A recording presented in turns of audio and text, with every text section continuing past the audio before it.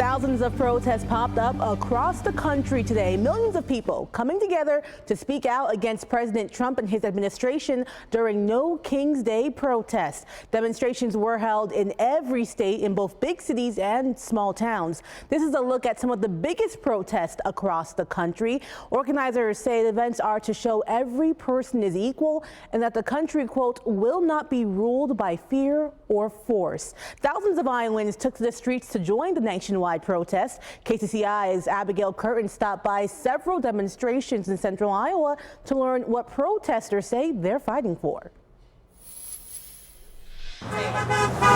For some, the day started in Indianola. Hundreds gathered along Moats Park, signs in hand, to make their voices known. From there,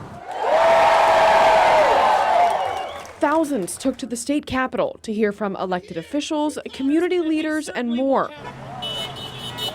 Only for more people to round out the afternoon in Ankeny. All of the protesters gathered under one phrase, no kings. But after speaking with some of them, we learned that that means something different to everybody. For some, it was about the First Amendment and upholding the Constitution. People's rights to criticize the current administration are being trampled upon. It's what being in the service was all about, to support the government, protect the Constitution, stand up for rights. But for others, like Talia Prosman, today's protests were all about changing policy, especially since she's been impacted directly by cuts under the Trump administration. I'm a part of a research study, but through the National Institutes of Health, and it lost some of its funding. I'm just sick and tired of people trying to erase disabled experiences. But even those indirectly impacted, like Sheila Bingaman, say these protests are about moving forward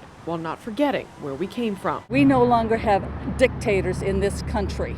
Okay, my ancestors fought in the American Revolution. We got rid of them. We don't want them back. In Indianola, Des Moines, and Ankeny, Abigail Curtin, KCCI 8 News, Iowa's news leader. As Abigail showed us, crowds gathered in other communities across Iowa, including Perry. This is a look from the protest there. Quite a few people lined the streets. They held signs and chanted as people drove by. Some people in their cars joined by honking as they passed by.